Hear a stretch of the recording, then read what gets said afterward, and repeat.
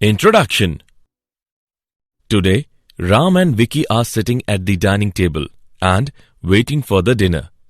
Ram asked Vicky to pass the juice jar to him, but by mistake, Vicky hits some utensils and they fall down on the floor. Some of them were broken and some of them remain same. Then Vicky asked Ram, why glass utensils are broken and steel utensils remain unaffected? Why is it so? Ram replied him that it is due to the properties of solids. Glass is brittle, while steel is not. Each material has its own mechanical property. Students, I know you are much curious about this discussion. So, let's talk more about the mechanical properties of solids.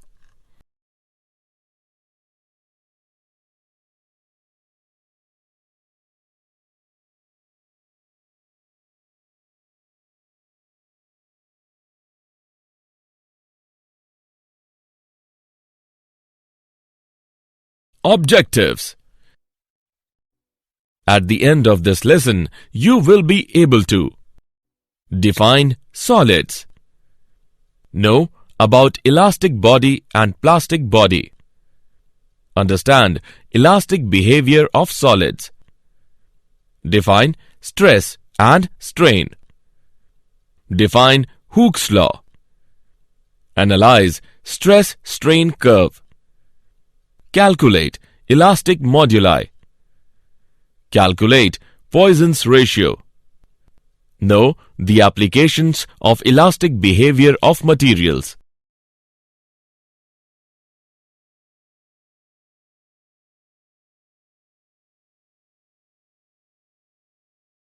Definition. A solid is that state of matter in which its atoms and molecules are strongly bound so as to preserve their shape and volume. Solids can be classified into two classes. Number 1. Crystalline solids. These are the solids in which atoms or molecules are arranged in a regular pattern. Number 2.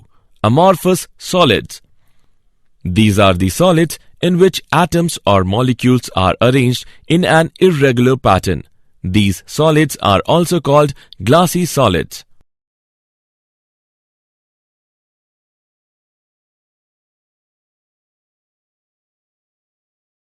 Elastic body and plastic body. A body that regains its original shape and size on the removal of deforming force within the elastic limit is called an elastic body. Elasticity is defined as the property of matter by virtue of which it regains its original shape and size after the removal of deforming force. A body that does not regain its original shape and size after the removal of deforming force is called a plastic body.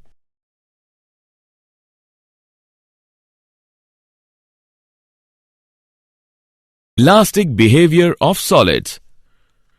In a solid, each atom is surrounded by neighboring atoms.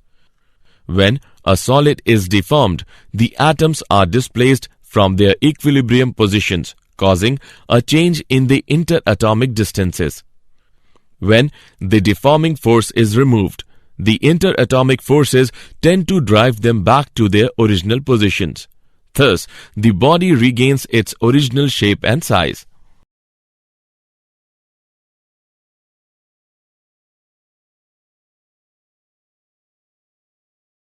Stress. Stress is defined as the restoring force per unit area set up in the body when deformed by an external force. Stress is equal to restoring force upon area. SI unit of stress is Newton meter per square. Stress is of two types: normal stress and tangential stress. Normal stress. It refers to the deforming force per unit area acting normal to the surface of the body. Normal stress is of two types. Tensile stress. When there is increase in length of the body in the direction of the applied force. Compressive stress. when there is a decrease in length of the body in the direction of the applied force. Tangential stress. It refers to the deforming force acting per unit area tangential to the surface of the body. Strain. Strain is defined as the ratio of the change in dimension of the body to the original dimension of the body. It has no unit and dimension.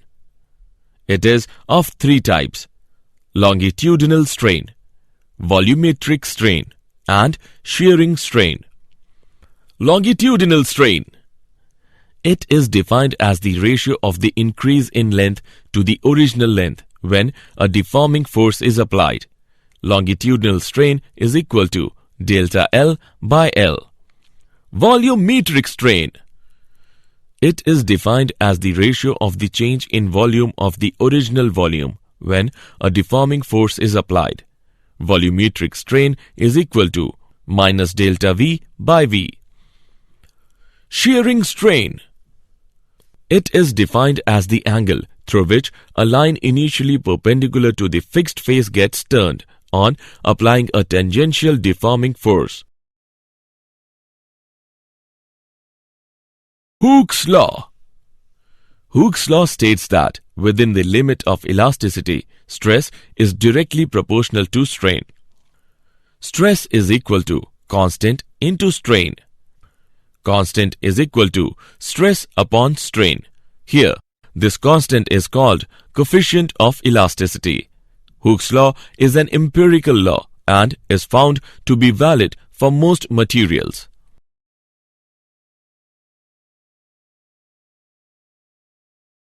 Stress-strain curve. Consider a wire suspended vertically. When the wire is loaded, a stress is developed. On loading, the wire increases in length and thus strain is developed. From the curve, we note that when the strain is small, stress is proportional to strain. This is the region OP in which Hooke's law is obeyed. The point P is called the limit of proportionality.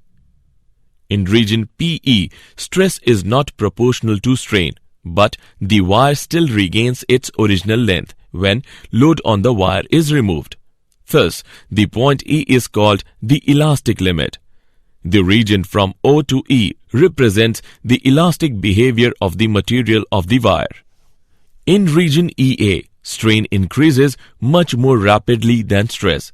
In this region, the wire does not regain its original length, even when the stretching force is withdrawn. Beyond A, even a small increase in stress produces a very large increase in strain. Beyond point B, the strain keeps on increasing even if the stretching force is removed and the wire breaks at C. The region E to C shows the plastic behavior of the material of the wire.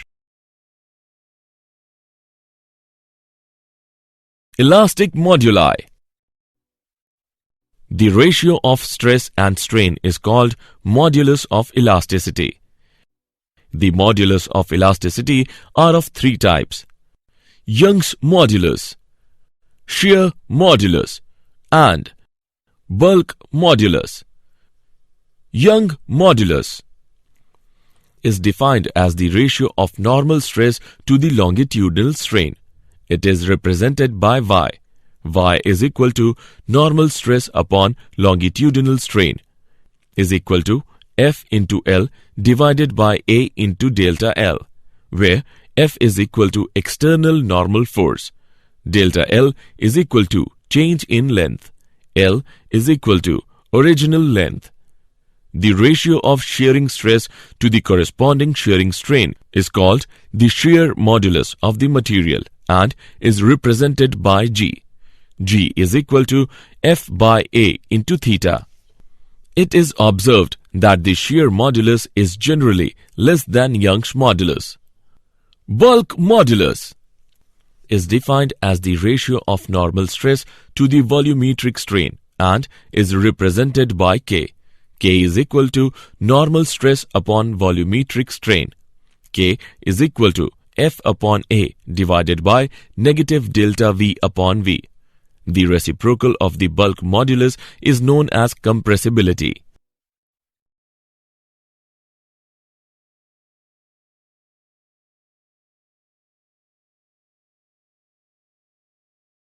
Example. Let's take an example of elastic moduli.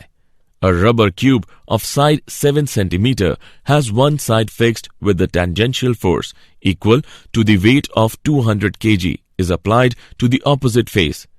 Find the shearing strain produced and the distance through which the strained side moves. Given modulus of rigidity for rubber is 2 into 10 raised to the power 7 dyne per centimeter square. Let's see the solution. Given value R, L is equal to 7 cm and F is equal to 200 kgf. Converting the value of F into dynes, we get F is equal to 200 into 1000 into 981 dyne. Eta is given by 2 into 10 raised to the power 7 dyne per centimeter square. We know that area of the face of the cube A is equal to L square. Putting the values of L into above equation, we get A is equal to 7 into 7 centimeter square is equal to 49 centimeter square. We know that eta is equal to F upon A theta. By putting respective values, we can calculate the value of theta, which is equal to 0.2 radian. Shearing strain is given by delta L upon L. Delta L is equal to 7 into 0.2 centimeter. After calculation, we get the value of delta L is equal to 1.4 centimeter. Poisson's ratio. When we stretch a wire, it becomes longer but thinner.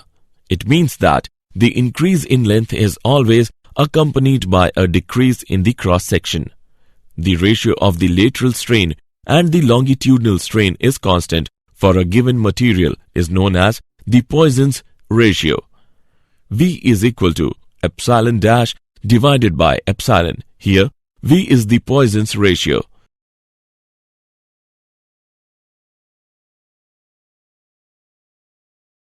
Application of elastic behavior of materials. Some materials regain their original form long after the removal of the deforming force. This delay is called elastic after effect.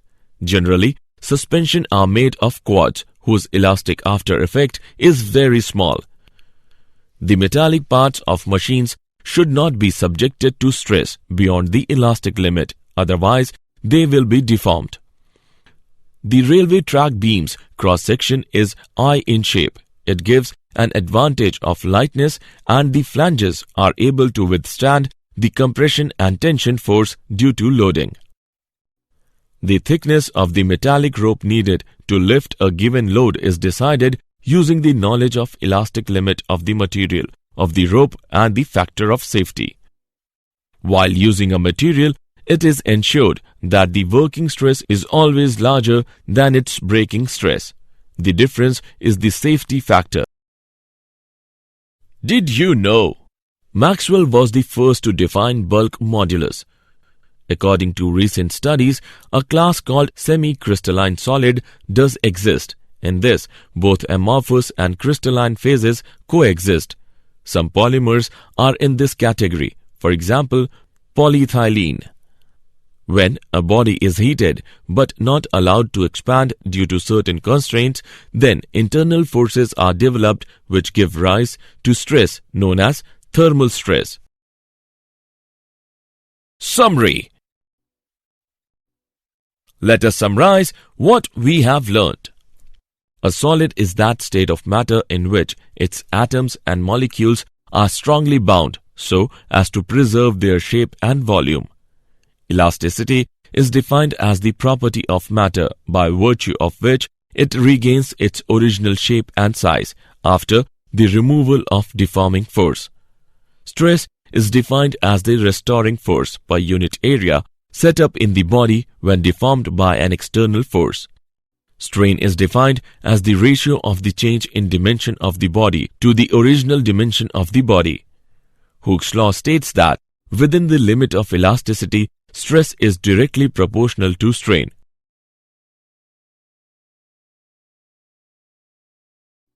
Young's modulus is defined as the ratio of normal stress to the longitudinal strain. The ratio of shearing stress to the corresponding shearing strain is called the shear modulus of the material. Bulk modulus is defined as the ratio of normal stress to the volumetric strain. The ratio of the lateral strain and the longitudinal strain is constant for a given material is known as the Poisson's ratio.